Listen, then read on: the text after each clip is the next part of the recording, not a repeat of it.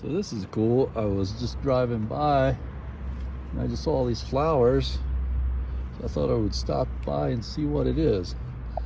And what it is the Colorado State University has this little garden out here where people who breed flowers, companies or whatever, scientists, researchers, horticulturalists, they try to come up with new varieties of plants and flowers, and these are mostly decorative plants, and so they breed different ones. Gregor Mendel is famous for really understanding how to breed plants. You can also use cuttings from plants, but anyhow, it's all, they explain it here. But it's really, not only is it interesting because of the flowers themselves, I mean the flowers being just, beautiful ways to decorate and a great part of life in nature, but it's also the process, the logic behind it is also very useful. So there's different ways, but you can look at, and they do it with dogs and things like that, and horses, and it's all kind of a similar kind of concept of looking for certain traits that you want to keep in one variety, and that might not necessarily be what you want to lose a trait in another variety, or so anyhow, like a horse, if it's a racing horse, you want a fast horse. If it's a working horse, you want a strong horse. If it's a flower for the southeast United States, you want one that likes a lot of humid environment usually, and a lot of rain. And if it's out here in the west, you want something that's drought tolerant and doesn't get a lot of rain and dry heat, so that's part of that.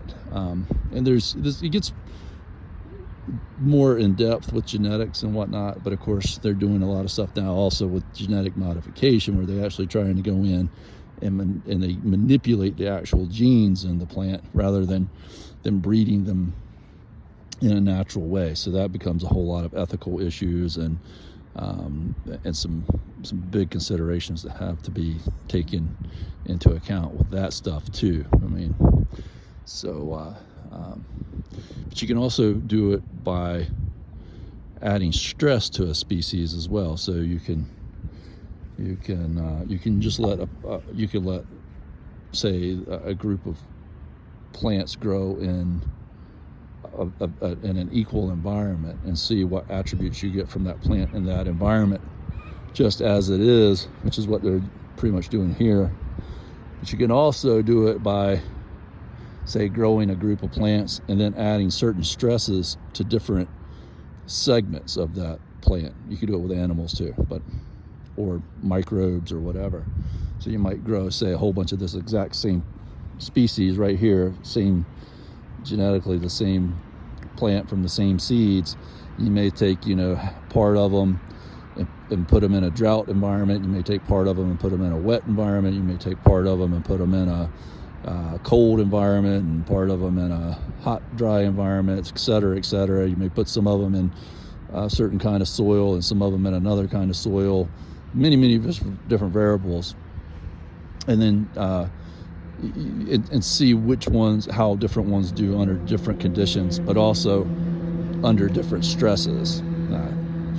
Anyhow, just really interesting, but it helps you think about things logically. You can take that same kind of concept, it's what we call thinking laterally, and you can take that concept and you can apply it in a more imaginative and creative way too, to more generalized things, like business and entrepreneurship, or even in things like creative things, even like art and stuff like that, things that aren't actually necessarily living things, but some of the same logic principles can still be used in a creative way, a way of thinking, like call it a model or something like that. So it just makes your brain work. It's like a puzzle.